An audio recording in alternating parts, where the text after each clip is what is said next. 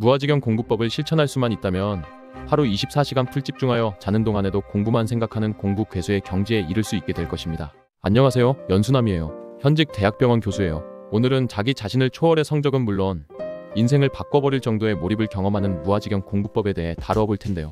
이는 단순히 노력하는 것과는 다른 얘기입니다. 흔히 노력과 몰입을 비슷한 의미로 간주하지만 이 두 가지 사이에는 분명한 차이가 있는데요. 바로 집중의 질이 다르다는 것입니다. 집중의 측면에서 보면 노력은 힘든 일을 억지로 하는 느낌이 강하고요. 자신의 욕망을 억누르고 환경에 맞서 집중을 시도하는 것이죠. 반면 몰입은 공부하는 행위 자체가 강력한 욕망이며 환경이 되는 것입니다. 따라서 우리는 원하는 결과를 얻기 위해서 노력이 아닌 온전한 몰입을 해야 하는데요. 진정으로 몰입한 상태는 어떤 상태를 말하는 걸까요? 공부 자체에 푹 빠져서 외적인 요소가 비집고 들어올 틈이 전혀 없는 상태를 말합니다.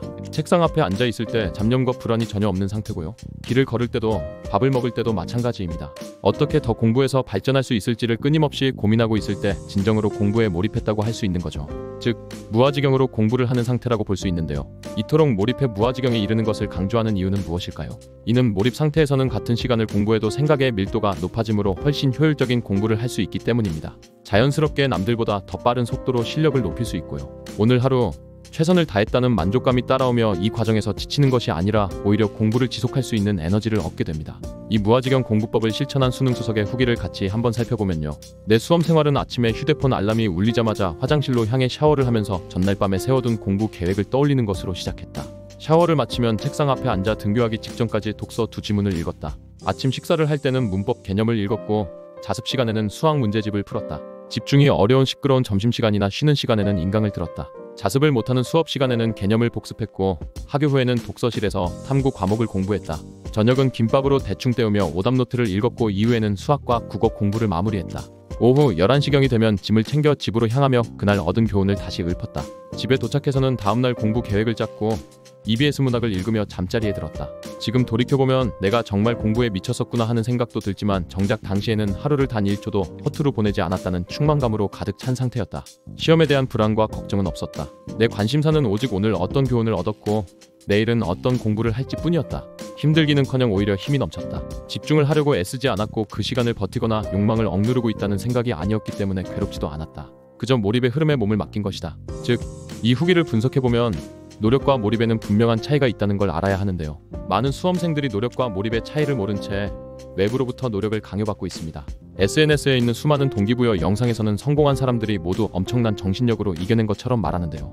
하지만 버틴다는 생각을 하면 온전히 몰입할 수 없습니다. 성공하려면 무조건 버텨야 한다는 프레임이 수험생이 몰입할 기회조차 앗아가는 거고요. 그렇다면 몰입을 극대화할 무아지경 공부법을 실천하기 위한 요건에는 뭐가 있을까요? 첫째, 우선 최소한의 흥미와 시간이 필요하다. 영어를 아예 모르는 사람이 미국 드라마에 몰입할 수 없듯이 공부를 거의 안 해본 사람들이 공부 자체에 몰입하기는 어려운데요. 흥미 정도는 갖고 있어야 몰입을 시도할 수 있습니다. 처음에는 조금 지루할 수 있지만 흥미가 생기기까지 공부에 약간의 강제성을 부여해야 해요. 둘째, 몰입할 수 있는 환경을 만들어라. 공부보다 쉽게 손이 가는 것이라면 과감히 없애야 합니다. 스마트폰이나 SNS, 영상 매체 등 공부보다 흡입력이 강한 것은 내 시야에서 없애도록 합시다. 몰입을 위한 최고의 환경은 적당한 긴장감이 흐르는 환경인데요. 쉬는 공간과 공부하는 공간을 확실히 분리하는 것을 추천합니다. 공부를 하다가 언제든지 휴식을 취할 수 있다면 긴장이 풀리고 몰입도가 떨어질 수밖에 없는데요. 스터디 카페나 독서실을 가장 추천하지만 꼭 집에서 공부해야 한다면 최소한 침대가 있는 방은 피해줍시다. 셋째, 동기 또한 몰입의 촉발제다. 성적이나 경쟁자, 대학 등의 외재적 동기는 오래가지 못하고 금방 무너질 수 있는데요. 몰입을 위한 동기는 나 자신에게 집중하는 내재적 동기가 원천이어야 합니다. 어제보다 발전한 나, 내 약점을 발견하고 보완하는 나 등을 원동력 삼아 시도해보세요. 수험생활을 되돌아봤을 때 후회가 남는다면 그것은 실패한 수험생활입니다. 내일 어떠한 결과가 나오더라도 후회하지 않을 것인가? 라고 스스로 질문했을 때 미소를 지으며 그렇다고 대답하려면 몰입의 경험이 반드시 필요할 거예요. 반드시 몰입이 뭔지를 몸소 체험하고 그 안에서 충만감을 느끼는 경험을 해보세요. 그렇다면 인생을 바라보는 관점 또한 달라지게 될 것입니다. 오늘 알려드린 무아지경 공부법은 아크미님의 수능수석 만점 과외를 참고로 하여 제작하였습니다.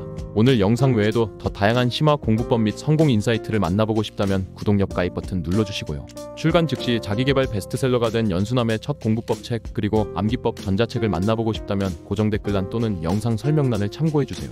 그리고 연수남 갓생 챌린지 카톡방은 이벤트 종료 후에도 계속 운영 중이니 고정 댓글란 링크를 통해 자유롭게 참여해주세요. 무아지경 공부법을 실천할 수만 있다면 하루 24시간 풀집중하여 자는 동안에도 공부만 생각하는 공부 괴수의 경지에 이를 수 있게 될 것입니다. 이번 영상은 여기까지고요. 도움이 되었다면 구독과 좋아요, 알림 전체 설정 맞춰주세요. 감사합니다. 당당.